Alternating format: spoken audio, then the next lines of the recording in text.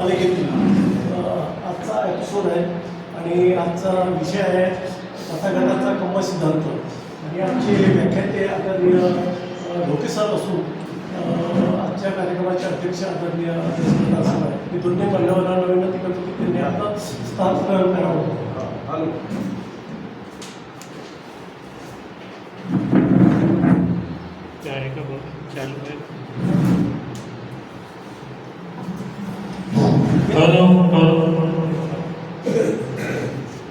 धन्यवाद सर.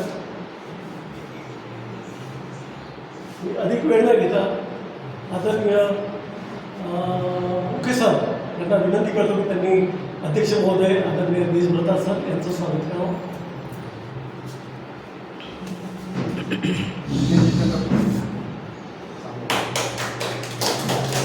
मी आदरणीय शेंडे सरांना विनंती करतो त्यांनी आदरणीय ढोके सरांचं स्वागत करावं. शेंडे सर ढोके सरांचं स्वागत.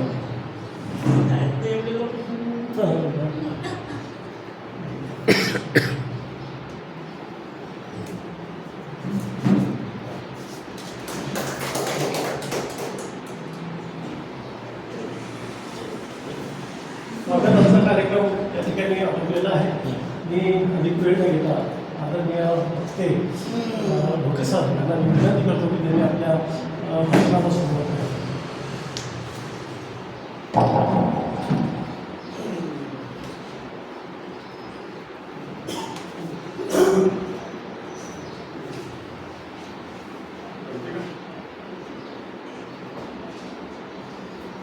संपूर्ण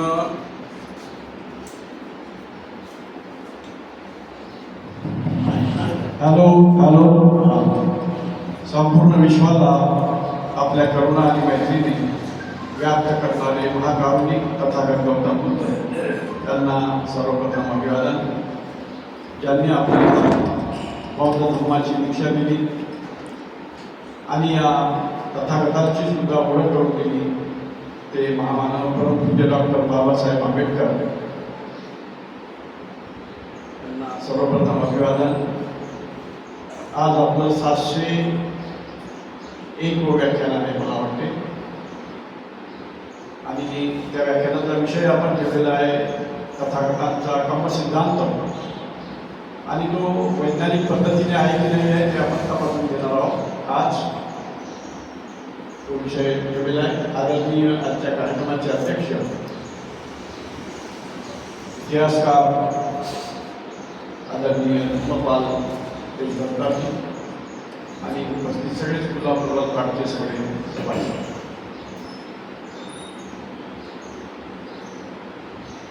कम्म सिद्धांताच्या या शब्दसाम्यामुळे पालीमध्ये कम्म आहे, तिकडे कर्म आहे. ब्राह्मणी धर्मात कर्म आहे, इकडे धम्म आहे, तिकडे धर्म आहे. या शब्दसाम्यामुळे त्याच्यात भेसळ करणं सोपं झालेलं आहे. त्यामुळे ब्राह्मणी कर्मसिद्धांताची भेसळ बौद्ध धर्माच्या कर्मसिद्धांतामध्ये सहजपणे घडून आलेली आहे आणि जाणीवपूर्वक केलेली आहे. सहजपणे नाही म्हणता येत त्याला, जाणीवपूर्वक बौद्ध धर्माला हा हिंदू धर्मासारखा किंवा ब्राह्मणी धर्मासारखाच हा धर्म आहे. याच्यापेक्षा जास्त काही त्याच्यात भेद नाही. नवीन काही बुद्धांनी सांगितलेलं नाही आहे. बौद्धांचा कर्मसिद्धांत हा आमचा जुनाच आहे, ब्राह्मणी धर्मातल्या कर्मसिद्धांतासारखाच आहे हे दाखवण्यासाठी त्यांनी ह्या सगळ्या गडबडी केलेल्या आहेत आणि त्यावरती विश्वास शिक्षित समाज जो आहे, हिंदू समाजाचा तोही ठेवतो आहे, ऑर्थोडॉक्स जो आहे रूढीवादी तोही त्या ब्राह्मणी कर्मसिद्धांताच्या संकल्पनेवरती विश्वास तो वाढवतो आहे. आणि शिक्षित ब्राह्मणांचा वर्ग तो त्याला माहीत आहे की भगवान बुद्धाचा कर्मसिद्धांत हा वेगळा आहे ब्राह्मणी कर्मसिद्धांतापेक्षा.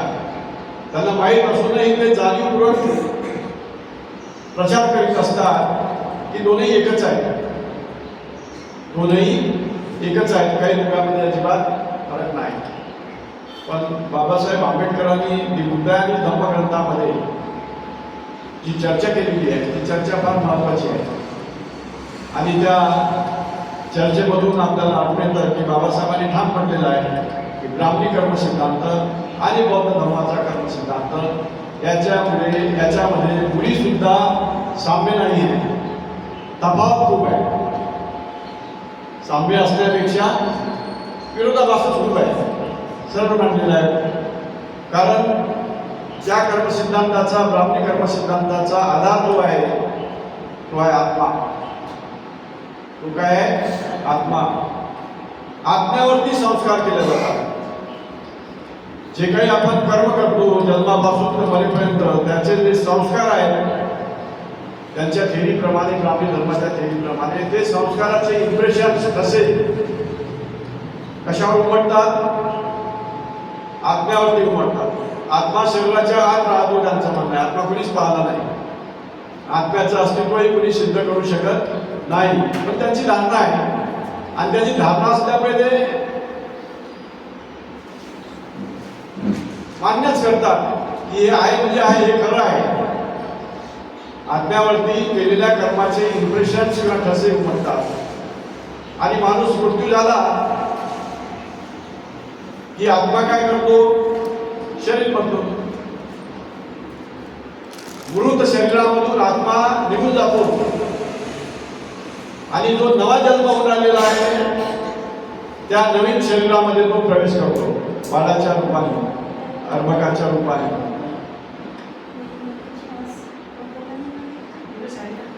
म्हणून तिथे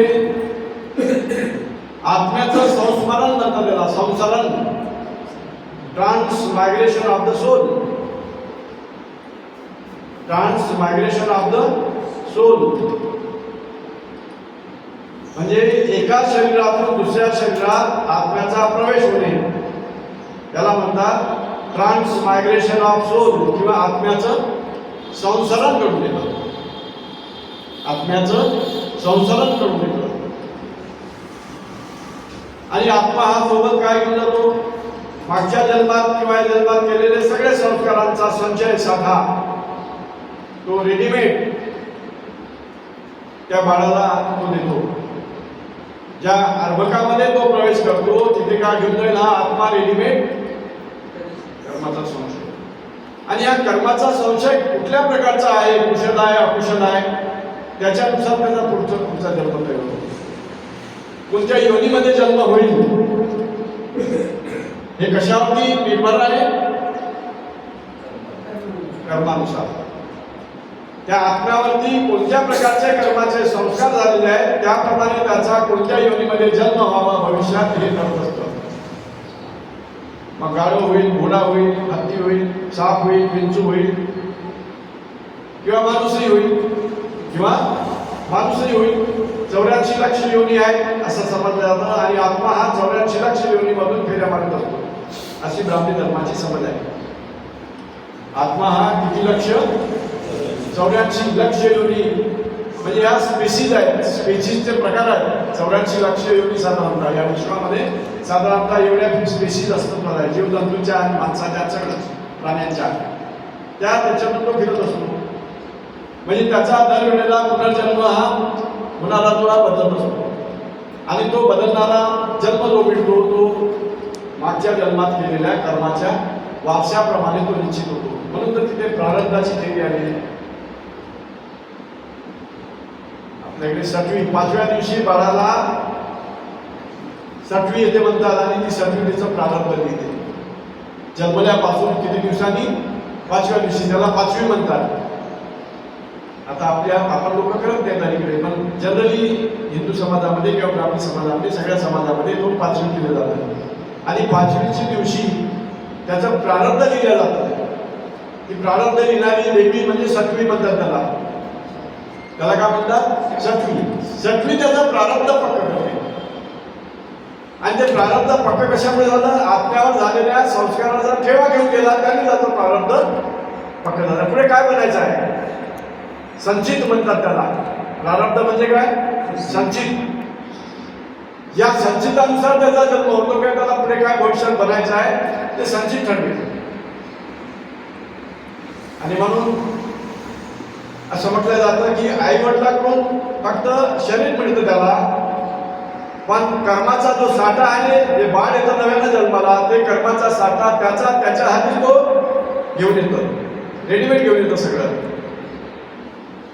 of the child, for the child and by the child.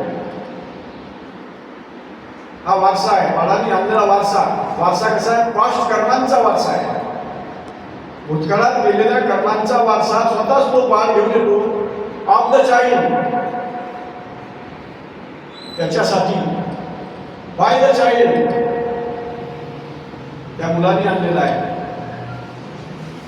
आणि त्याचा स्वतःचा साठा आहे. Of the child, by the child and त्याच्या भविष्यासाठी फॉर द चाइल्ड. जसं डेमोक्रेसीची व्याख्या आहे ना अब्राहम लिंकनची. Democracy is a government, that form of government which is a government of the people, by the people and for the people. Abraham लिंकनची व्याख्या आहे डेमोक्रेसीची. लोकशाही म्हणजे काय? लोकांचे सरकार, लोकांसाठीचे सरकार आणि लोकांनी चालविलेले सरकार. Of the government, by the government and for the government. तसंच of the child, the past karma are inherited by the child. The past karma has been inherited by the child according to the impressions made on the soul, and soul will be moving from old body to the new body. This is transmigration of the soul, and that soul carries the impressions of karmas.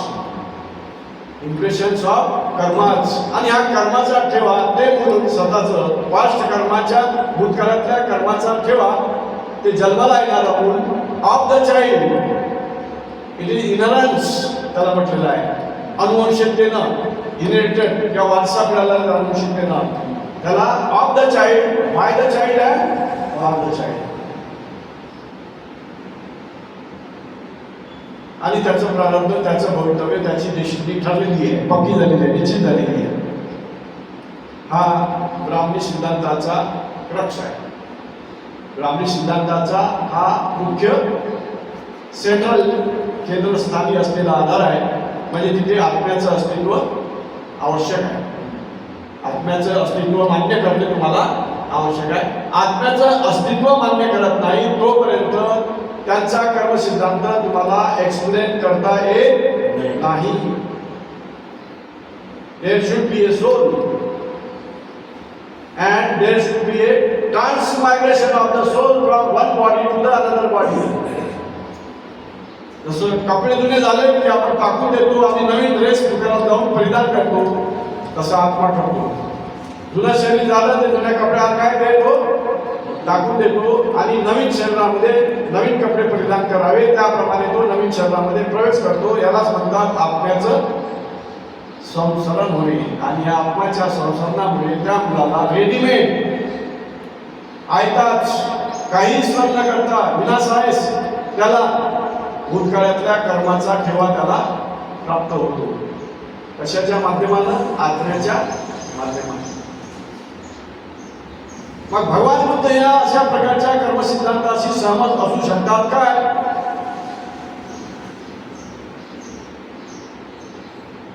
त्याचं उत्तर आहे मुळीच नाही. कारण भगवान बुद्धाचा धम्मच मुळी काय आहे? No soul theory. काय आहे? नो सोल थेरी, अनात्मवाद. अनात्म, आत्मा आत्म्याचं अस्तित्व बौद्ध धर्मात मान्य केल्या जात नाही. आत्म्याचं अस्तित्वच नाही तर आत्म्याचं ट्रान्समायग्रेशन व्हायचा प्रश्नच उद्भवत नाही. No question arises of transmigration. आत्माच नाही, नो सेल्फ. भगवान बुद्धाच्या धर्माला काय म्हणतात? अनात्मवाद.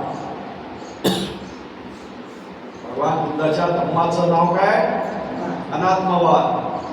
ईश्वराचं अस्तित्व मान्य करत नाही म्हणून भगवान बुद्धाच्या धर्माला आपण काय म्हणतो? अनिश्वरवाद. अनिश्वर, जिथे ईश्वर नाही, ईश्वराचं अस्तित्व मान्य केल्या जात नाही, तो अनिश्वरवाद. आणि जिथे आत्म्याचं अस्तित्व मान्य केल्या जात नाही, तो अनात्मवाद. आहे तिथे. आपण मागच्या वेळेला बघितलं अनात्मवादचं खंडन करायचं असेल तर नामरूपाचा सिद्धांत आहे बौद्ध धर्माचा. मागच्या वेळेला आपण घेतला तो. सगळ्या शरीराच्या चलनवलन प्रक्रिया चालण्यासाठी आत्म्याचं काही काम नाही. आत्म्याचं अस्तित्व तिथे नामरूपाच्या सिद्धांतांना पूर्णपणे काढण्यात आलेलं आहे. आणि there is no first cause in the creation of the universe. There is no first cause. First cause नाही ते. आणि म्हणून प्रतिज्ञ समुत्पादाच्या थेरीनं दाखवून दिलं या विश्वाची निर्मिती कोण्या सुपरनॅचरल पॉवरने केली नाही किंवा ईश्वराने केली नाही. ती प्रोसेस आहे. एक आहे तर दुसरं आहे. म्हणजे इथे ईश्वराची जी निर्मितीची जी थेरी आहे ती पूर्णपणे प्रतिज्ञ समुत्पादानं नाकारलेली आहे, फेटाळलेली आहे. दोन थेरी आपण मागच्या वेळेला डिस्कस केलेल्या आहेत. मग नो सोल आहे, अनात्मवाद आहे, त्यामुळे ते येतच नाही, संबंधच येत नाही. त्यामुळे ब्राह्मणी कर्मसिद्धांतापासून बौद्ध धर्माचा कर्मसिद्धांत हा अवलंबित होतो. मग मागच्या जन्मातील कर्माचा भविष्य दिनावरती परिणाम होतो काय, या प्रश्नाची चर्चा केली आहे बाबासाहेब.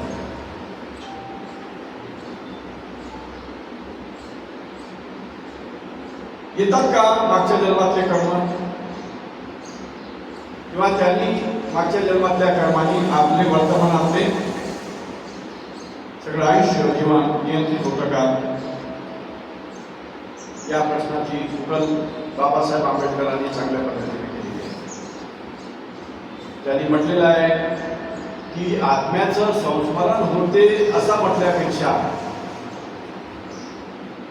आपण असं म्हणतो की मागच्या जन्मातले कर्म हे अनुवंशिकतेच्या सिद्धांतानुसार वारशाने येतात, असा बदल करून म्हणतात बाबासाहेब. असा जर आपण बदल केला याच्यामध्ये संस्मरणाच्या ऐवजी इनहेरिटन्स, संस्मरणाच्या ऐवजी इनहेरिटन्स, अनुवंशिकतेच्या सिद्धांतानुसार हे कर्म येतात इकडे, असं आपण मान्य करूया. हे केल्यामुळे पुन्हा दोन प्रश्न उपस्थित येतात. मग इनेट केलेले हे जे कर्म आहेत भूतकाळातले, त्याचं स्वरूप कसं असेल,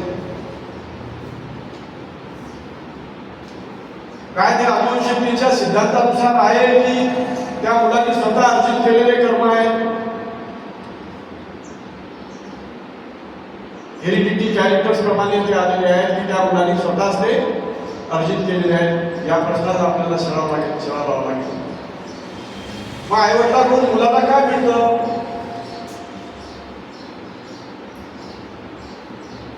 ब्राह्मणी धर्माप्रमाणे शरीर जे मिळतं ते जेनेटिक आहे.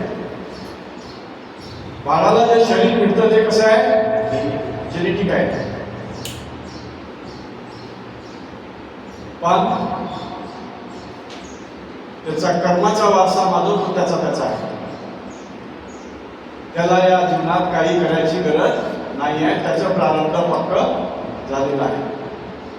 शरीर जेनेटिक आहे हे मान्य करतात. आईवडिलांकडून शरीर मिळतं आपल्याला, पण याच्या व्यतिरिक्त तो कर्माचा साठा आहे, तो त्यालाच तो आपोआप प्राप्त होतो. बौद्ध धर्मात हे मान्य करत नाही. बौद्ध धर्म म्हणतो की आईवडिलांकडून तुम्हाला जे कॅरेक्टर्स आहेत, जेनेटिक कॅरेक्टर्स, ते सगळे कॅरेक्टर्स त्या मुलामध्ये येतात. ते त्या मुलामध्ये येतात. 23 क्रोमोझोम्स आईकडून येतात आणि 23 क्रोमोझोम्स वडिलांकडून येतात. 46 एकूण आहेत क्रोमोझोम्स, 23 जोड्या. आणि या क्रोमोझोम्स वरती सगळे जे कॅरेक्टर्स आहेत अनुवंशिक ते बसलेले असतात.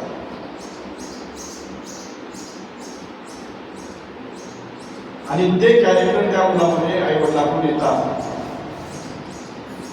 हे कॅरेक्टर आई वडिलांकडून त्या मुलामध्ये येतात. आपण म्हणतो ना, म्हटलं आपलं नाक झालं, आईसारखे डोळे झाले, हे कोण ठरवतं, त्या क्रोमोझोम्सच्या मध्ये जे गुणसूत्र ज्याला म्हटलं जातं, त्या गुणसूत्राच्या नुसार ते घडतं. तेव्हा चेहऱ्याची अशी झालेली आहे. कधी कधी आई वडील दोन्ही गोरे आहेत पण मुला काळे झाले आहेत, डोळे झाले आहेत, त्याला काय कारण, होतं असं. मेंडेलच्या अनुवंशिकतेच्या सिद्धांतानुसार काळ्या उंदराचे पांढरे उंदीर झाले तिसऱ्या पिढी. काळ्या उंदराचे तिसऱ्या पिढीचे उंदीर कसे झाले? पहिला पांढरे झाले. ही जिनेटिकच्या चॉईस प्रमाणे ठरतं कोणतं त्या क्षणाला काय चॉईस करतं. क्रोमोझोम्स वरती पुन्हा सगळेच आहेत, कॅरेक्टरिस्टिक बसलेले आहेत, पण कोणत्याची निवड करतं त्या निवडीनुसार ते सगळं प्रोबॅबिलिटी आहे, संभाव्यता आहे, होईलच असं नाही, शक्यता आहे. त्या क्रोमोझोम्स मधल्या गुणांची गुणसूत्रांची कशी निवड केलेली आहे जन्माच्या वेळेला त्याच्यानुसार होतं. मुलगा व्हावा की मुलगी म्हणून मला माहित आहे, एक्स आणि वाय एक्स वाय.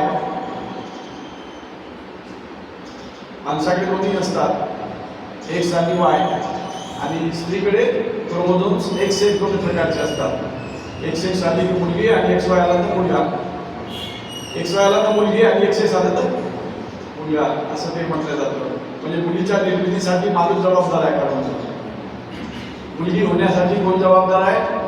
माणूस. कारण याच्याकडे एक्स वाय जोडी आहे, स्त्रीकडे फक्त एक्स जोडी आहे क्रोमोझोमची.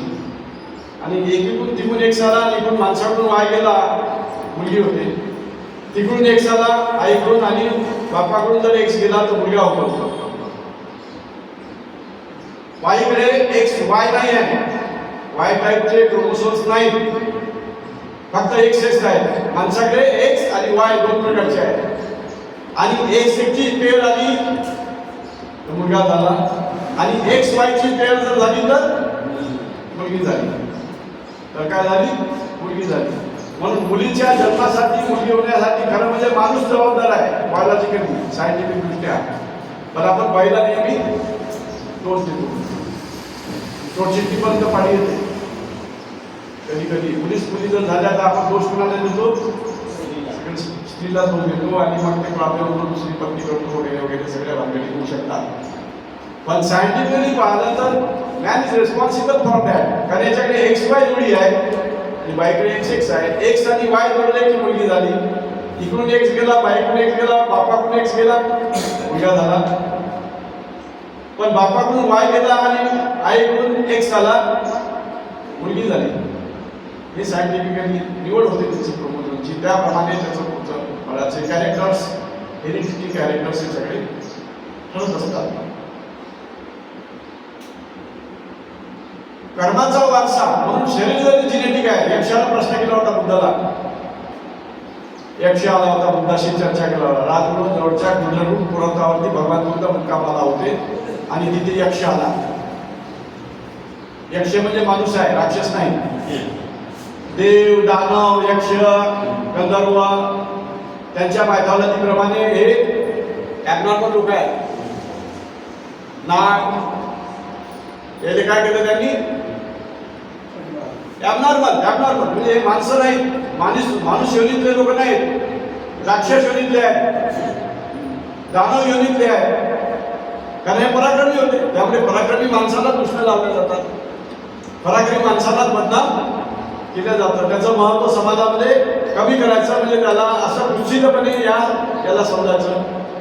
यक्ष हा माणूस आहे, तो चर्चेला आला भगवान बुद्धाच्या गुजरूट पर्वताला मुक्कामाला असताना राजगृहाजवळ, आणि त्यानं विचारलं, तुम्ही म्हणता हा जीव आहे, हा जीव शरीराबरोबर नसतो, जीवाचा आणि शरीराचा संबंध कसा काय आहे? त्यांनी प्रश्न विचारला. हा सशरीर कसा होतो? जीव जो आहे हा सशरीर कसा होतो? त्याला शरीर कसं मिळतं, कसा धारण करतो हा जीव? त्याला हड्डी, मांस, पेशी या कशा काय प्राप्त होतात? जीव आईच्या गर्भामध्ये कसा काय लटकलेला राहतो? असे त्यांना प्रश्न भगवान बुद्धाला विचारले. यक्षाने हुशार होता तो, आणि तेव्हा भगवान बुद्धांनी बायलॉजी सांगितली यक्षाला. जीवाच्या निर्मितीची बायलॉजी पहिल्यांदा भगवान बुद्धांनी यक्षाला समजून सांगितली. पहिले कलम होतो, पहिले काय घडून येतो? कलम. आईकडून मातृबीज येतं, आईकडून काय येतं मातृबीज आणि वडिलांकडून वीर्यबीज. आणि वीर्यबीज जेव्हा त्या मातृबीजामध्ये प्रवेश करतं तेव्हा त्या प्रक्रियेला म्हणतात कलल होणे. बुद्धांनी काय सांगितलं पहिले काय होतो कलल. हा कलल होतो दोन गोष्टींच्या संयोगातून. दोन्ही लाईव्ह पार्टिकल आहेत, सजीव कण आहेत दोन्ही. ऐकून येणारं डिंब आणि वडिलांकडून येणारं वीर्यबीज. एका ड्रॉपमध्ये वीर्याच्या लाखोच्या संख्येनं बीज असतात, वीर्यबीज जंतू. एका ड्रॉपमध्ये मायक्रोस्कोपमधून पाहता येतात, आजकाल पाहतात. पण त्यातला फक्त एकच कामी येतो. नवीन जीवाच्या निर्मितीसाठी किती कामी येतात? Only single, which is powerful. जो हेल्दी असतो, सशक्त असतो, ताकदवार असतो, ज्याची ऊर्जा खूप जास्त असते, तो लावून धडक मारतो त्या न्यूक्लियसला आणि न्यूक्लियसमध्ये प्रवेश केला की त्या प्रक्रियेला म्हणतात बुद्ध कलल झाला. बायोलॉजीच्या भाषेमध्ये म्हणतात झायगोट तयार झाला. काय तयार झाला? झायगोट. मागच्या वेळेला मी तुम्हाला सांगितलं होतं. हा, जस्ट रेतीच्या दाण्याला करायचो. एकच पेशी आहे, जास्त पेशी नाही. तो फॉलोपियन ट्यूब मध्ये फॉर्म होतो आणि चौथ्या दिवशी फॉलोपियन ट्यूब मधून तो गर्भाशयात येतो. फॉर्मेशन झालं की याला म्हणतात कलल होणार. बाद में अर्बुद्ध होणार, घन होणार. जसे जसे पेशींची संख्या वाढते तसे या प्रक्रिया बायोलॉजिकल मग त्याच्यात चल वाढत वाढते. अर्बुद्ध झाला, घन झाला. घन झाला गोळा, नुसता गोळा असते पहिले सुरुवातीला. मग नाखून येणं सुरू होतं, केस उगवणं सुरू होतं. सगळ्या अवयवाचा विकास हळूहळू सुरू होतो. ब्रेन अजून आला नाही. ब्रेन मेंदू अजून तयार झालाच नाही, पण सुप्त आहे. प्रक्रिया सुप्तपणे चालू आहे. हात पाय नाकून डोळे कान केस किडनी हार्ट फुफ्फुस ही बनण्याची प्रक्रिया त्या बाळामध्ये सुरू आहे. आणि ती बनण्याची प्रक्रिया आई जो आहार घेतो त्या आहाराच्या द्वारे त्याच्या पेशी वाढतात. त्याच्या पेशी या वाढत जातात आणि 9 महिने 9 दिवस साधारणतः पिरियड झालेला आहे. त्यानंतर त्या बाळाची वाढ तिथे पूर्ण होते. बाळाची वाढ पूर्ण होते. त्याचे सगळे व्हायटल ऑर्गन्स तयार होतात. व्हायटल ऑर्गन्स तयार होतात, तयार आहेत, पण त्याची ऍक्टिव्हिटी नाही अजून सुरू झाल्या. ऍक्टिव्हिटी अजून सुरू झालेल्या नाही. डायजेस्ट सिस्टीम अजून सुरू झालेली नाही. जेव्हा बाळ बाहेर येतं, बाहेर आल्यानंतर मग नाळ जेव्हा कापल्या जाते आईची आणि बाळाची जुळलेली, कारण त्या नाळेमधूनच सगळं ऑक्सिजन बाळाला मिळतो. त्या नाळेमधूनच सगळं आईचे जे आहार घेईल डाएट घेईल त्याचे सगळे कार्बोहायड्रेट्स पासून तर विटामिन्स पासून तर सगळ्या गोष्टी त्या नाळे वाटे त्या बाळाला मिळतात आणि म्हणून बाळाचं वजन वाढत जातं आणि त्याचं संगोपन होतं. म्हणून त्या काळामध्ये गर्भार स्त्रीला चांगल्या पद्धतीचा डाएट हा देणं हे आवश्यक असतं. सुदृढ बाळ जन्माला घालण्यासाठी त्या स्त्रीचं संगोपन आणि तिची काळजी तिची निगा या पिरियडमध्ये चांगल्या पद्धतीनं घेणं हे आवश्यक असतं. कारण त्यावरतीच त्या बाळाचं संगोपन आणि हेल्दी बाळ जन्माला येणं अवलंबून असतं. नाही तर मग बाळामध्ये विकृती असतात. डाएट जर बरोबर भेटला नाही, काही डाएट व्हिटॅमिन वगैरे काही कमी पडले तर त्यामध्ये बाळामध्ये जन्मताच काहीतरी दोष निर्माण होतात. पाहतो आपण पहिले मंदबुद्धी एखादा बाळ जन्माला येतो. एक तर त्याच्या जिनेटिक मध्ये डिफेक्ट आहे, फॉर्मेशन मध्येच डिफेक्ट आहे. मंदबुद्धी होण्याचे चान्सेस की आई वडील कोणी ना कोणी त्याच्यापैकी त्याच्या पिढीतला कोणी ना कोणी मंदबुद्धी असण्याचा शक्यता आहे. म्हणजे तो जीन्स तो डीएनए तिथे आला असला पाहिजे. तो डीएनए आला एखाद्या वेळेला तर मुलगा मंदबुद्धी होण्याचे चान्सेस आहेत. It depends on that. DNA म्हणजे क्रोमोझोम्स. क्रोमोझोम्सवरती DNA आहे. DNA मध्ये सगळ्या गोष्टी या त्याच्या न्यूक्लियसमध्ये सगळ्या जे डिसीज आहेत, सिकल सेल आपल्यामध्ये खूप आहे, तो या DNA मार्फत येतो. सिकल सेल जो येतो तो काय, वडिलांचाही पॅटर्न ए आहे आणि आईचाही पॅटर्न ए आणि एस आहे. आईकडून ए आला, वडिलांकडून एस आला तर एस आला, कॅरियर आहे, धोका नाही. सिकल सेल धोका नाही, त्याला लेट वाला म्हणतात. कोणता पॅटर्न आहे त्याचा, एएस. पण आईकडून एएस पैकी एस आला आणि वडिलांकडून एस पैकी एसएस आला,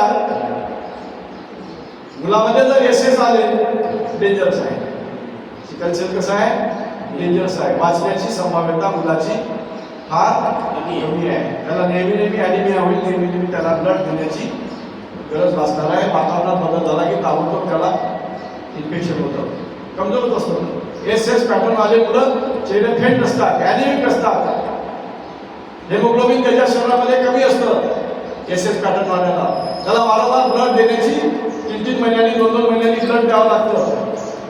अर्ली ज्याचा सिकल सेल म्हणतात, अर्ली. एसएस वाला म्हणजे अर्ली, एस वाला म्हणजे लेट. दोन्ही चान्सेस आहेत. हे डीएनए मार्फत येतं आणि म्हणून अनुवांशिक रोग जे बाळामध्ये येतात ते डीएनएच्या मार्फत पिढी दर पिढी, या इमिजिएट पिढीकडूनच येईल असं नाही, आजोबाकडून येऊ शकते, आजोबाच्या आजोबाकडून येऊ शकते. डीएनए तिथून नाही, तो डीएनए काही बदलत नाही. डीएनएची जी पुढे परंपरा आहे ती सतत पिढी दर पिढी पुढे जात राहते. डीएनएची जी गुणधर्म आहे ते पिढी दर पिढी पुढे ती जात राहते आणि त्या पद्धतीनं. म्हणून आपण म्हणतो ना, त्या ग्रुपमध्येच लग्न होऊन राहिले आपले. पहिले लग्न कुठं होत, आपली एरिया सोडून आपण काही लग्न बाहेर खूप दूर जाऊन करत होतो. पहिले त्या पंचक्रोशीमध्येच लग्न होत होती, मला माहिती आहे. आणि जाती पोट जाती होत्या जाती, त्याच्या एक पलीकडे तेही बंधनं आपण झुगारून ते आपण लग्न करत नव्हतो. त्यामुळे काय झालं, त्या ग्रुपमध्ये डिसीजच्या ग्रुपमध्येच फिरत राहिले.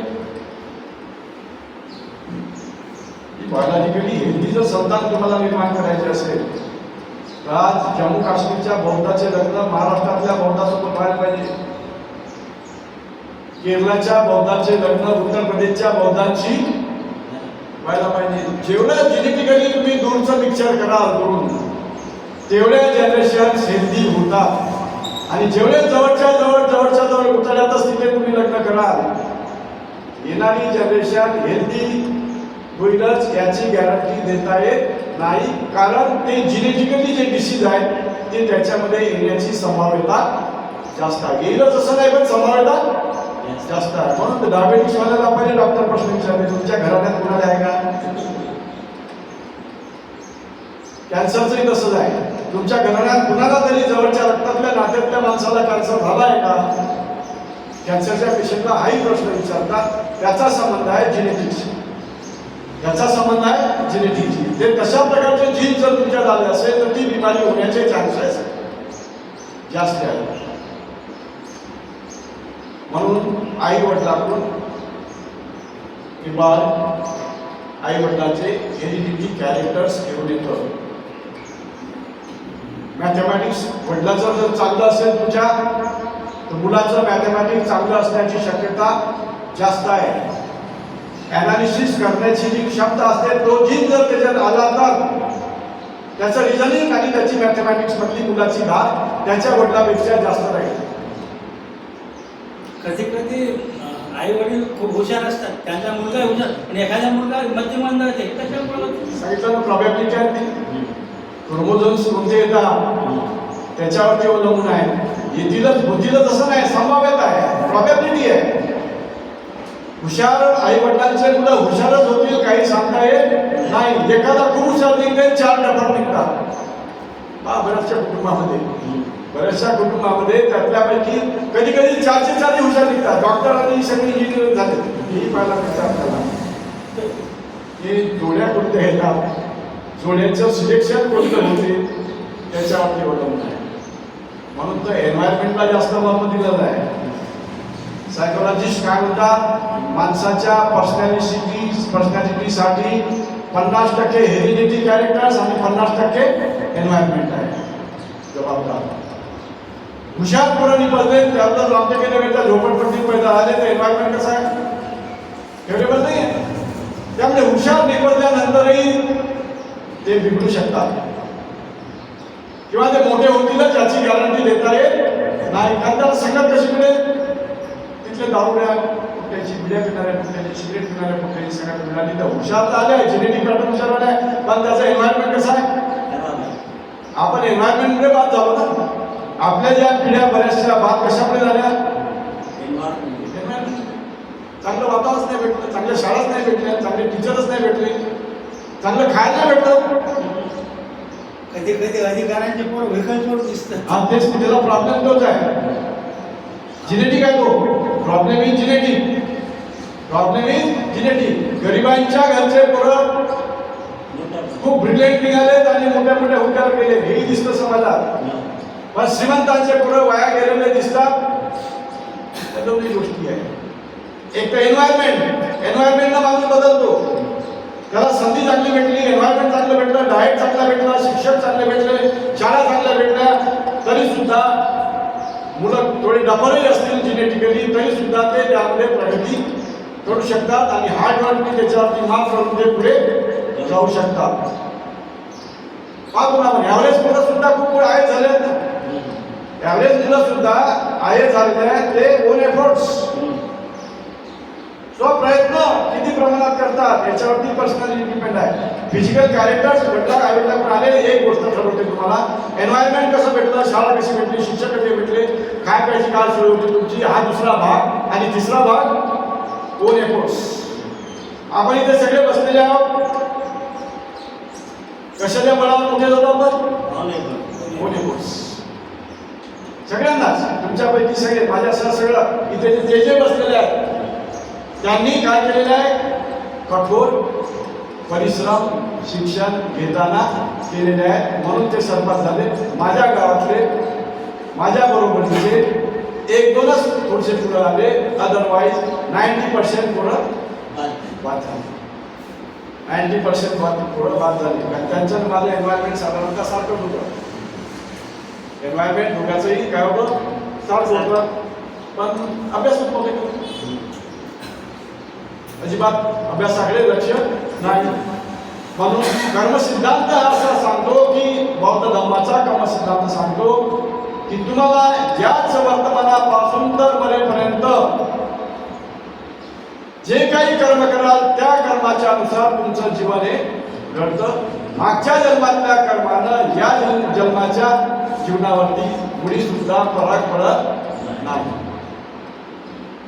इकडची मायथॉलॉजी वेगळी सांगते की सगळं रेडीमेड तो पोरगा घेऊन येतो, प्रारब्ध त्याचं रेडीमेड घेऊन येतो. आपलं प्रारब्ध, आपलं नशीब स्वतः आपल्याला आपल्या प्रयत्नांनी घडवावं लागतं. हा फरक आहे दोन्हीचा. हा बौद्ध धर्माचा कर्मसिद्धांत आहे. कोणी पाठी आहे, बाळ जे जन्माला आलं ती काय आहे, कोणी पाठी आहे. त्याला कसा आकार देता ते तुमच्यावर अवलंबून आहे. मातीचा घोडा आहे, त्याचं काय बनवता तुम्ही, कुंभार ठरवेल. मडकं बनवता, प्लेट बनवता, की आणखी काय बनवता, मातीचा काय आहे तो घोडा. कसं आहे, येणारा बाळ, हा जन्माला येणारा बाळ हा काय आहे, घोडा आहे. तो पाठी कशी आहे त्याची, संस्काराची पाठी त्याची घोडी आहे. संस्काराची पाठी त्याची पुरी आहे. आणि वयाच्या 6व्या वर्षापासून त्याचे संस्कार बनणं सुरू होतात. ब्रेन मध्ये मेमरी सेल्स मध्ये जो डेटा स्टोर व्हायची प्रोसेस आहे ती साधारणतः 6 वर्षाचा पोरगा झाल्यानंतर सुरू होते. याच्या अगोदर मेमरी पॅटर्न्स तयार होत नाही. 2 वर्षाच्या पोराला आपण कोणत्या शाळेत होतो हे आठवत नाही. पुढे जर त्याला विचारलं तर 6 वर्षानंतर ज्या घडामोडी त्याच्या जीवनात घडतात त्या गोष्टी आपल्याला आठवतात. कोणत्या शाळेत होतो, कोणते मित्र होते, कोणत्या गावाला होतो, हे कधी 6 वर्षापर्यंत माणसाच्या मेंदूची फिजिओलॉजी पूर्ण तयार होते. फिजिओलॉजी मेंदूची पूर्ण होते किती? 6 वर्षापर्यंत. त्याच्यापर्यंत अगोदर तो ब्रेन डेव्हलपमेंटच्या प्रोसेसमध्ये असतो. वर्ष 6 झाले ब्रेन परिपक्व होतो. सर ये 6 साल में पहली क्लास में बच्चे रहते थे, अभी प्री नर्सरी से चालू हो गए तो उनका डेवलप हो रहा होगा क्या? नहीं ना, ब्रेन पूरा इसीलिए तो फिर लथड़ते तो बहुत सारे बच्चे हैं त्या मुलांना तो अभ्यासक्रम झेपत नाही. आपण पाहिलं आहे 5व्या वयात वर्षात आपण टाकतो त्याला बराचसा अभ्यासक्रम कधी कधी झेपत नाही. मग ते गिटार होतात, मागे पडतात अभ्यासात. बरेचसे पोरं काय होतात, मागे पडतात. पण 6 वर्ष झाल्यानंतर तो पिकअप घेते. 6 वर्ष तुम्हाला पहिले डफर वाटते पोरगा तुमचा, ऐकत नाही, अभ्यास करत नाही, लक्ष देत नाही. 7-8 वर्षांना झाल्यानंतर त्याला तकलीफ बदल होतो आणि त्याची ग्रास्पिंग पॉवर वाढते आणि तो वर्गामध्ये शायनिंग व्हायला हा बदल घडून येतो. ही साधारणतः बाळाची मानलेली आहे. ॲव्हरेज वर्ष वय 6 ॲव्हरेज आपण पकडलेला आहे की 6च्या नंतर त्याची कॉन्टॅक्ट, स्पर्श, वेदना, संज्ञा, संस्कार आणि विज्ञान ही प्रोसेस आहे. कर्म बनायची प्रोसेस कोणती आहे? बौद्ध धर्मातली. कर्म बनणं सुरू कधी होतं? जेव्हा ते मूळ सगळं भौतिक जगाशी कॉन्टॅक्टमध्ये येतं तेव्हा त्याचं शिक्षण सुरू झालं. सुरू झालं. स्पर्श त्याला काय म्हणतात? सगळ्या भौतिक घडामोडी विश्वातल्या ज्या आहेत त्या सगळ्या जीवनातल्या घरच्या सगळ्या माणसांच्या सगळ्याची त्याचा जो कॉन्टॅक्ट होतो त्याला म्हणतात हस्तपच्चया संखार वेदना. हस्तपच्चया वेदना. मग वेदना येते, सुख दुःख वगैरे. त्याप्रमाणे तो प्रोग्राम होतो. माइंडचा प्रोग्रामिंग सुरू होतं. प्रोग्रामिंग सुरू झालं की संस्कार त्याचे ब्रेनमध्ये स्टोअर करणं सुरू झालं. त्याची पर्सनॅलिटी डेव्हलप होत चाललेली आहे. तरुण झाला, आता त्यांना बरेचसे प्रोग्राम घेऊन संस्कार बनवलेले आहेत. त्याप्रमाणे म्हणतो हा पोरगा, आपण म्हणतो हुशार आहे, हा पोरगा टपर आहे, हा पोराचं वर्तन चांगलं आहे. हे कशाच्या आधारे ठरवतो आपण? त्यांनी स्टोअर केलेल्या कर्माच्या आधारे. त्याला म्हणतात संस्कार. वेदना पच्चया तन्ना पच्चया पुढे जातो. 3 वर्षाच्या मुलाला आठवते का? मला आठवतं मी 3 वर्षाचा असताना वडाळी वरून आलो होतो. तिथे एका पोलिसांना आत्महत्या केली होती त्याला. मग त्याच्या बाहेर पूर्ण आले ते नाते लाया वगैरे टाकतो एक इन्सिडेंट आठवते. आणि 3 वर्षाचा असताना नागपूरला आल्यावर विमानतळ पाहायला गेलो, तिकडे त्यांना पाऊस पडला होता खूप जोरदार. हेही आठवतं मला. 3 वर्षाचा होतो मी. मग जास्त म्हणले एक्स्ट्रा ऑर्डिनरी माणसाला ते होऊ शकतं. एक्स्ट्रा ऑर्डिनरी माणसाला होऊ शकते. हा, पण तुम्ही 3 वर्षाचे होते का त्यावेळेला? हे तपासून घ्यावं लागेल आम्हाला. मी 15.5 वर्ष 10वी पास. हा, तुम्ही म्हणता मी 3 वर्षाला होतो, पण तुम्ही होते की नाही होते हे तपासावं लागेल पहिले आपल्याला. तुम्ही म्हणता, पण आम्ही बिजू कसं करावं त्याच्यावरती? 3 महिन्याचा 3 वर्षाचे होते किंवा होते. संस्काराचे परमनंट ठसे जे आहे ते परमनंट ठसे 6 वर्षानंतर ते तुमच्या बिंदूने होतात. मेमरायचे जे परमनंट ठसे हे टेम्पररी होतात. जे ठसे अगोदर असतात ते होतात. स्टोरी प्रक्रिया पण टेम्पररी आहे. बुलेटाईल मेमरी म्हणतात त्याला. एक परमनंट मेमरी आहे, दुसरी कोणती आहे? बुलेटाईल. निवडून जाते. आणि परमनंट मेमरी रिटर्न होते. पॉवर सप्लाय बंद केला तरी परमनंट मेमरी गायब होत नाही. दुसरी बुलेटाईल मेमरी आहे. पॉवर सप्लाय चाललाय, तो बदल चाललाय. पॉवर सप्लाय बंद केला की तुमची बुलेटाईल मेमरी उडून जाते, गायब होते. त्या प्रकारचे मेमरीचे ठसे 6 वर्षानंतर परमनंट होतात. घटना, इन्सिडन्स तुमच्या जीवनामध्ये ज्या ज्या घडतात त्या तुमच्या कप्प्यामध्ये स्टोअर होतात. आताही आहे स्टोअर, पण आता रिकॉर्डिंग क्षमता वयानुसार तुमची काय होते? कमी होते. त्यामुळे आपल्याला त्या घटना आठवत नाही. कारण सिग्नल जी आहे त्या रिकॉर्डिंगची जी सिग्नल तुम्ही पाठवता ती सिग्नल तुम्हाला आता कमजोर झालेली आहे. आणि कमजोर झाली म्हणजे त्यामुळे तिथे लॅग तयार होतो. लॅग ती डेटा ताबडतोब फेस करत नाही. लक्षात आलं ना? 2Gचा मोबाईल आणि आता 5Gचा मोबाईल काय फरक आहे? नवीन वर्षन आहे. 5Gचं नवीन वर्षन आहे म्हणजे काय? डेटा स्टोरिंग आणि data fetching out. That process is fast. ताबडतोब होता. आता पहिल्याला स्लो चालत होता मोबाईल. स्लो चालत होता म्हणजे काय? त्याची फेशिंग, डेटा इनपुट स्टोअर करणे आणि तो फेशिंग करणे, रिकॉर्डिंग करणे डेटा. ही प्रोसेस ब्रेनचंही तसंच आहे. ब्रेनचं सुद्धा तसंच आहे आपल्या मेमरीमध्ये पॅटर्न्स आहेत आणि मेमरीचे इन्फायनाईट स्टोरेजचे कप्पे आहेत. ब्रेनमध्ये तुमच्या स्टोरेजची कपॅसिटी किती आहे? इन्फायनाईट आहे.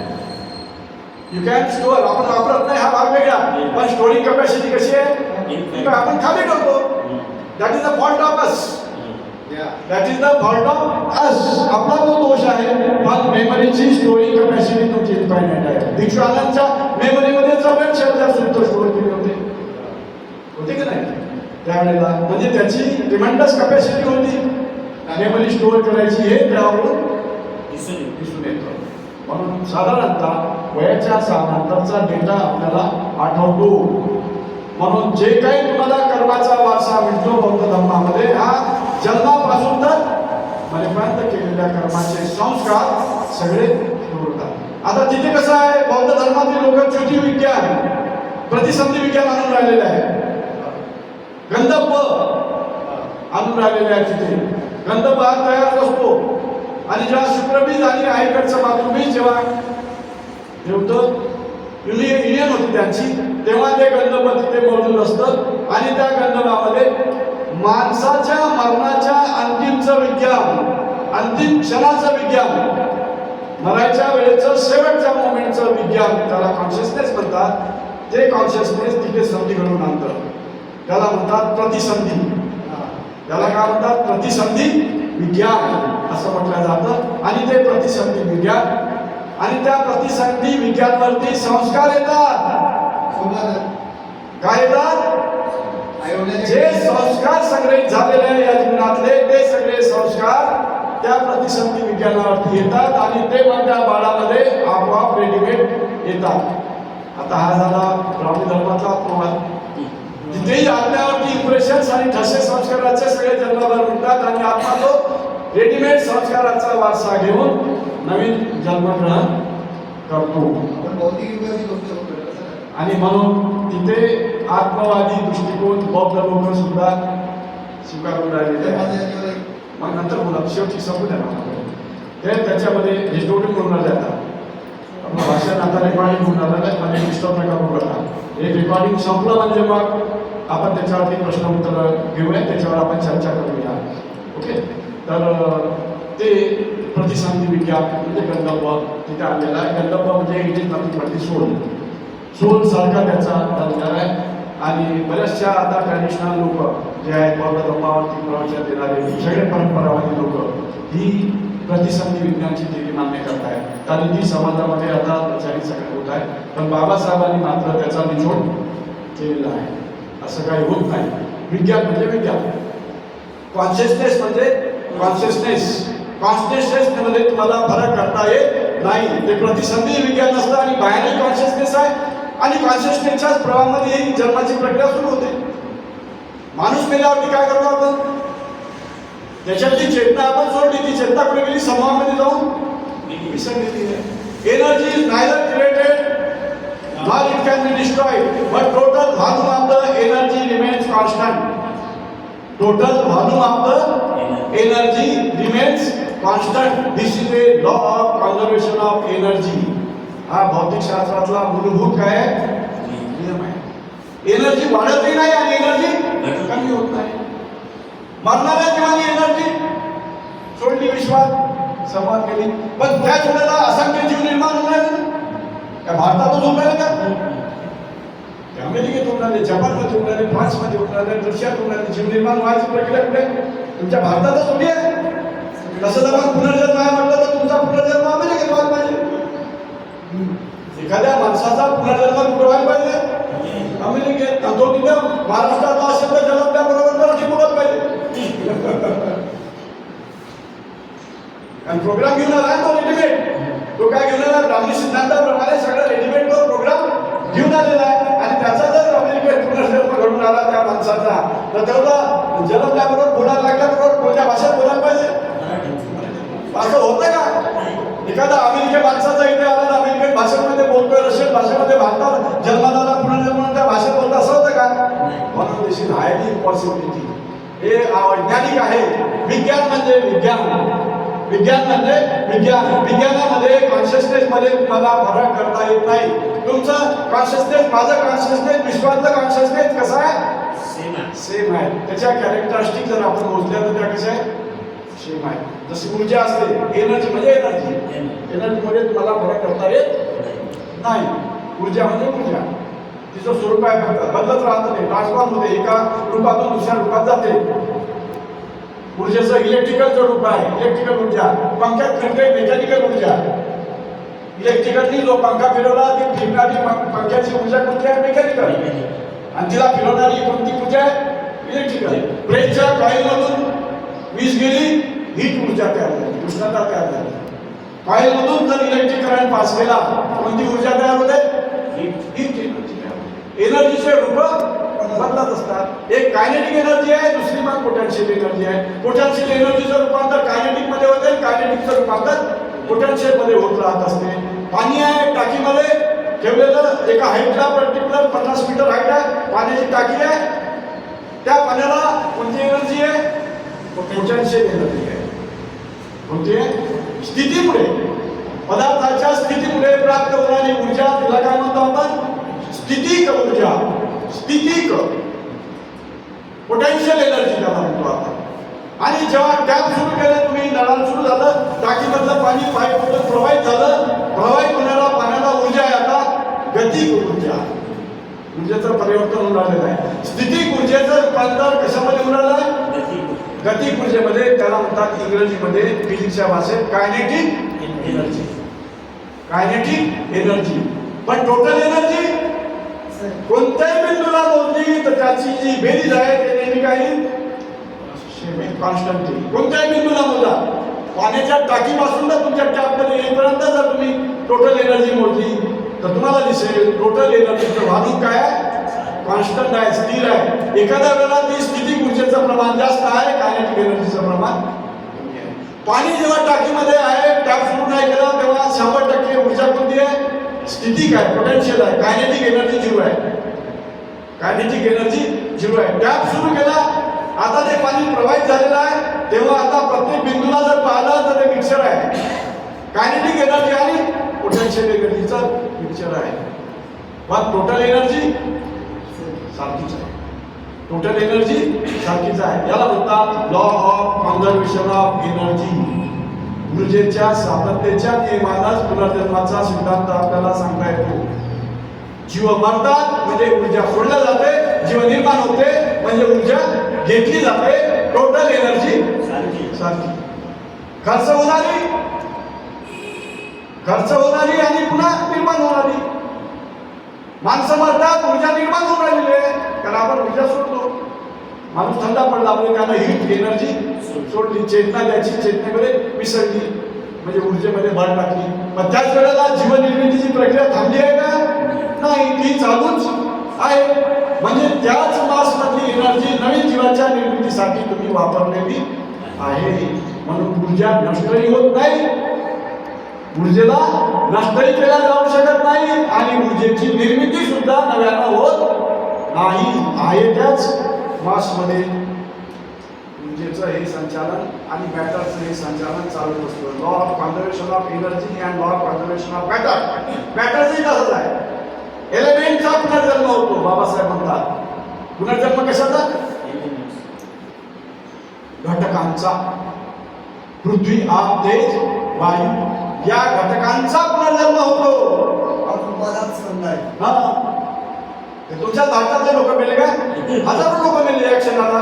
मग या क्षणाला हजारो लोक मेले तर त्या माणसाचं विज्ञान काढता येते का तुम्हाला? तुमच्या भारतातला थोडी मेला, अमेरिकेला मेला या क्षणाला. या क्षणाला जर पाहिलं तर आपण जर सर्वे केला, करोडो लोक मेले आहे. जगाचा जर टोटल काढला आपण, लाखो करोडो लोक या क्षणाला मेलेले आहेत. आणि त्याची ऊर्जा विश्वातल्या ऊर्जेमध्ये मिक्स झालेली आहे. त्या विश्वाच्या ऊर्जेमधून आता प्रोफेसर ढोके मेला समजून झाला तर त्या प्रोफेसर ढोकेची ऊर्जा त्या मासमधून काढता येते का?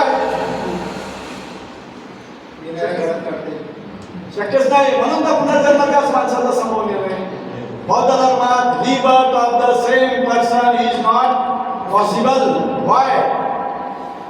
Because you cannot track again consciousness from the mass of the consciousness It is mixed with that. My consciousness will be mixed after my death with the consciousness present in the cosmos. And now again, that consciousness cannot be taken back. हे professor डोकेचे आहेत तिथं हजारो माणसांचे mix झालेले आहेत. हजारो माणसांची आप धातू, जल धातू, तेज धातू, वायू धातू, पृथ्वी धातू एका क्षणाला 1000 मिळेल तर 1000 माणसांचे त्याच्यात मिक्स झाले. आता तुम्हाला याच्यातून ह्या माणसाचा होईल, त्या माणसाचा होईल, अमेरिकनचा होईल, जपानचा, भारतापुरता घेतला तरी ब्राह्मणाचा होईल, शूद्राचा होईल, महाराचा होईल, कुंड्याचा होईल, जीन्स काढता येईल का ते सगळे धातू आपल्याला काढू शकत आपण नाही. It is highly impossibility. आणि म्हणून याप्रमाणे पुनर्जन्म जो आहे त्याच माणसाचा पुनर्जन्म बौद्ध धर्मात संभवत नाही. आता म्हणतात अरबाचा पुनर्जन्म होत नाही. काय अरबाचा कॉन्शियसनेस मिळाल्यानंतर आणि तुम्ही आवडेली माणूस मिळाला त्याचा कॉन्शियसनेस फरक आहे का? अरब मेला, अरब पोहोचला, मुक्त आहे म्हणून विकारापासून मुक्त आहे. आपण आत्मविकारग्रस्त आहोत. दोघे मेले. दोघांनी काय सोडलेलं आहे? कॉन्शियसनेस सोडलेला आहे. विश्वास. आता अमृताचं कॉन्शियसनेस आणि तुमचं कॉन्शियसनेस काय फरक आहे का? त्याच्याही सगळ्या फिजिओलॉजी, त्याच्याही बॉडीमधले सगळेच चलनवलन कॉन्शियसनेसनीच चालतात आणि सर्वसामान्य माणसाच्याही शरीरातले चलनवलन त्याच कॉन्शियसनेसमुळे चालतात. कॉन्शियसनेस ही खरा डिफरन्शिएट. या फ्लक्समधून, या नेटमधून कॉन्शियसनेसच्या तुम्हाला आता एका विशिष्ट माणसाचं कॉन्शियसनेस अलग करून दाखवता येत नाही. सध्याचा सायन्स तरी हाताबल आहे. डिस्टिंग्विश करता येते. डिस्टिंग्विश करता येत नाही. डिस्टिंग्विश नाही करता येत. कॉन्शियसनेसच्या गुणधर्मासारखेच कॅरेक्टरिस्टिक सगळ्यांच्या कॉन्शियसनेसचे काय राहतील? कुठल्याही माणसाचे घ्या तुम्ही कॉन्शियसनेस किंवा या विश्वातलं कॉन्शियसनेस जर काढलं तुम्ही तर त्या कॉन्शियसनेसच्या कॅरेक्टरिस्टिक जशा आहे तशा सगळे तर राहतील.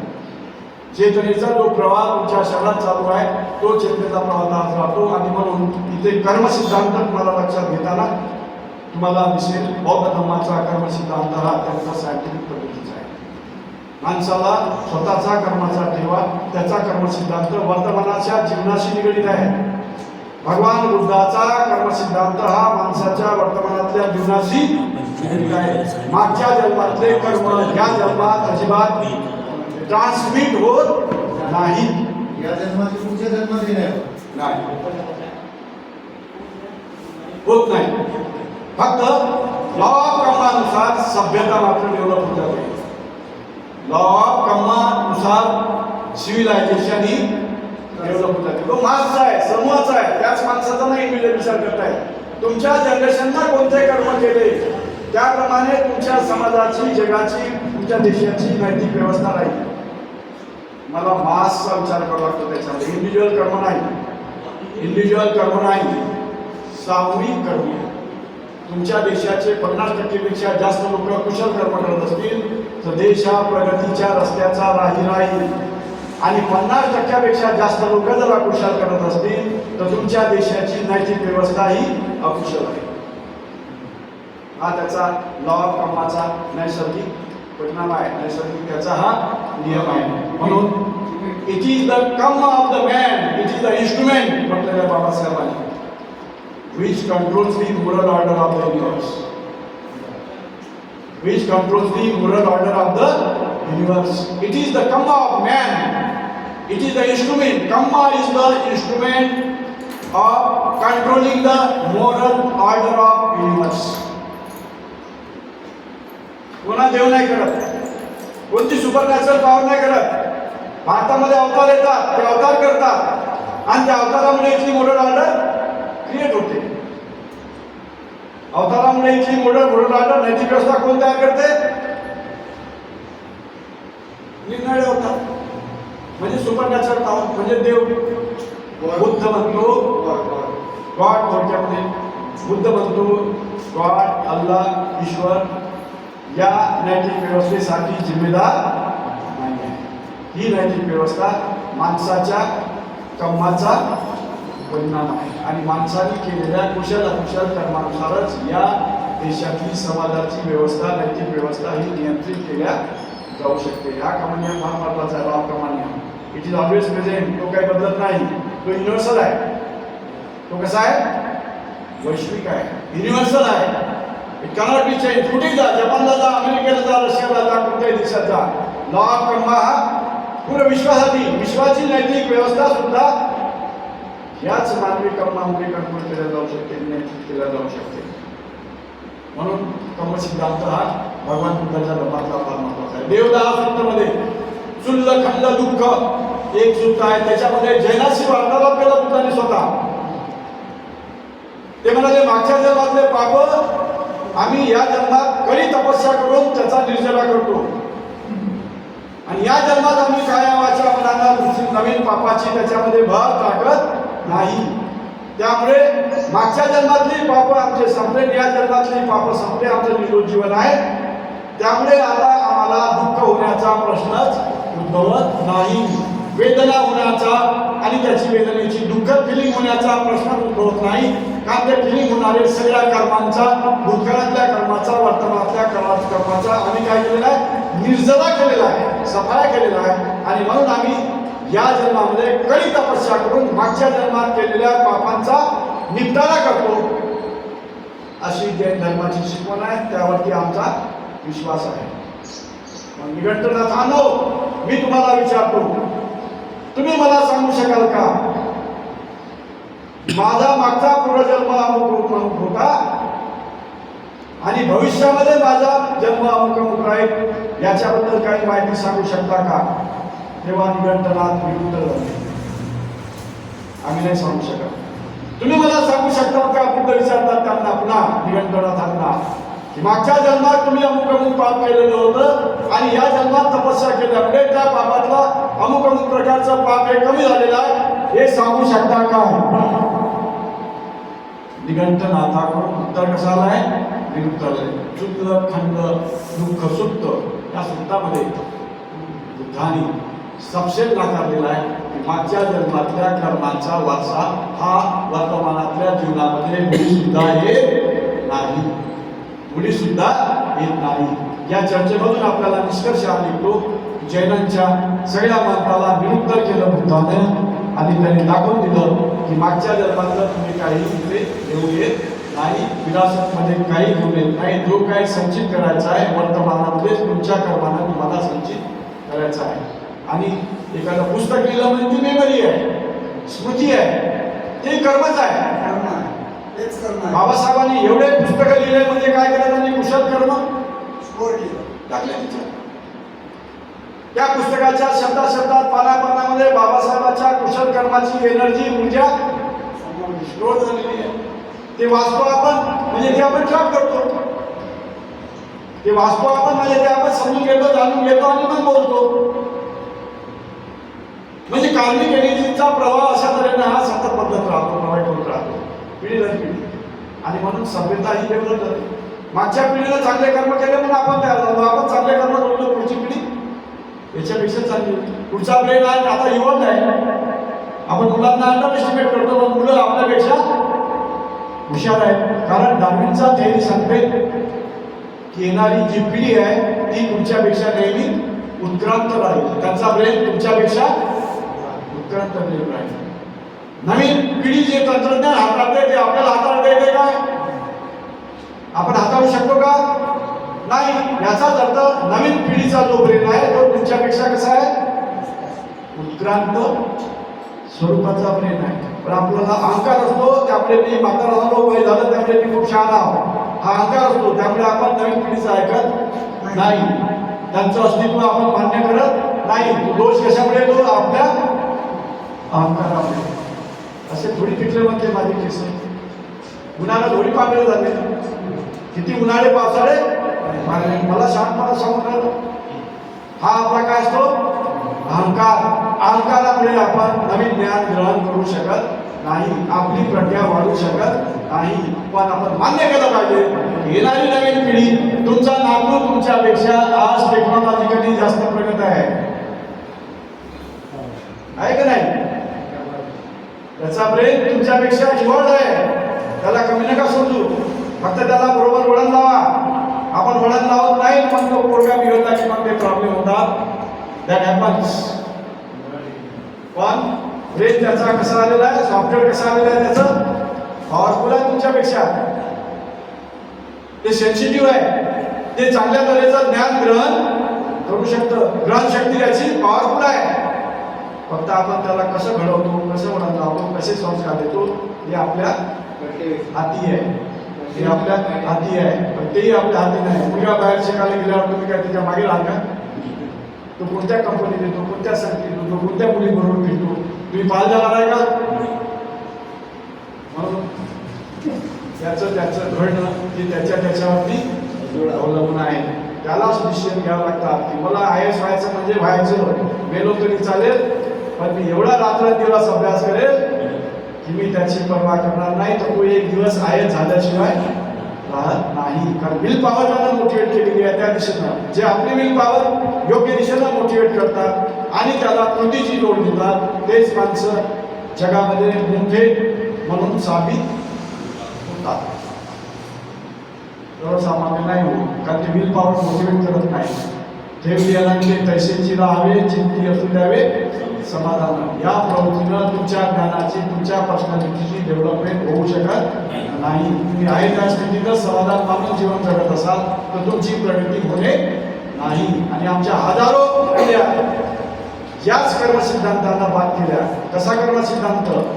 गरिबाच्या घरी जन्माला आला म्हणजे मागच्या जन्मात पाप केलं होतं, आणि श्रीमंताच्या घरी जन्माला आला म्हणजे मागच्या जन्मात पुण्य केलं होतं. तुम्ही अस्पृश्याच्या घरी जन्माला आले म्हणजे तुम्ही पाप केलेले आहे. तुमच्या प्रती आमची काही जबाबदारी नाही. हा याच्या मागचा बाबासाहेब आंबेडकर म्हणतात हे मोठं ब्राह्मणी षडयंत्र आहे आणि हे कुटील कारस्थान आहे. जबाबदारी झटकून द्यायची. हे अस्पृश्यांनो, तुम्ही ज्या अस्पृश्याच्या अवस्थेमध्ये पडलेले आहे त्यासाठी मागच्या जन्मातले तुमचे अकुशल कर्म, पाप कर्म कारणीभूत आहे. आमचा त्याच्यामध्ये काही दोष नाही. आम्ही काही तुमच्याबरोबर व्यवस्था तयार केली नाही, आम्ही काही तुमच्यावर काहीच थोपवलेलं नाही. तुमच्या पापकर्मामुळे तुमचे हात होऊन राहिले, यातना होऊन राहिलेला आहे. त्याच्याबद्दलची जबाबदारी आमच्याकडे नाही. ही जबाबदारी झटकण्यासाठी या पद्धतीचा कर्मसिद्धांत बुद्धाच्याही तोंडी घातलेला आहे त्यांनी. बुद्धाच्या तोंडी घालून त्या कर्मसिद्धांतामध्ये भेसळ केलेली आहे. म्हणून बाबासाहेबांना तुम्हाला सावध व्हायचा इशारा दिलेला आहे. बी अवेअर, अलर्ट राहा, जागृत राहा, नाहीतर तुमची भ्रमित अवस्था होऊ शकते आणि तुम्ही निष्क्रिय होऊ शकता. ठेवल्यानंतर तसेची राहावे, चिंती असू द्यावे समाधान. याने काय केलं तुम्हाला? निष्क्रिय झालो तर झालं बाबा. अस्पृश्याला काय धडपड करायची, काय करत नाही. प्रारब्धच माझा तसं लिहिलं आहे. ते प्रारब्ध कोणी ठरवलं? मागच्या जन्मातल्या पाप कर्मामुळे ठरवलेलं आहे. देवालाच निर्माण केला आहे आम्हाला, आणि देवाची अशी इच्छा आहे की तुम्ही अस्पृश्य बनून सत्ता म्हणून राहावं. अशा आमच्या हजारो पिढ्या याच अवस्थेमध्ये बर्बाद झाल्या आणि मेल्या. नंतर बाबासाहेब आंबेडकर नावाचा आधुनिक बुद्ध आला आणि सगळा चमत्कार घडून आला. आणि आता तुम्ही तुमच्या प्रयत्नावरती विश्वास ठेवायला लावले. लाख मारील तिथं पाणी काढे, ही विल पॉवर आज बौद्ध माणसामध्ये आली. त्याला कारण आहे डॉक्टर बाबासाहेब आंबेडकर. त्यांनी शिकवलं तुम्हाला, बुद्धाने शिकवलं तुम्हाला काय बनायचं आहे. आत्मदीप भव. माझं जीवन बदलण्याची ताकद माझ्याकडेच आहे, माझ्यासाठी आहे. मीच करू शकतो, मला कुणाची मदतीची गरज नाही. आणि म्हणून आत्मदीप भव. Don't be parasite. पॅरासाइट राहिला तर तुम्ही दुसरा निर्भर राहा. दुसरा तुमचा कल्याण करू शकत नाही, तुमची प्रगती दुसरा करू शकत नाही.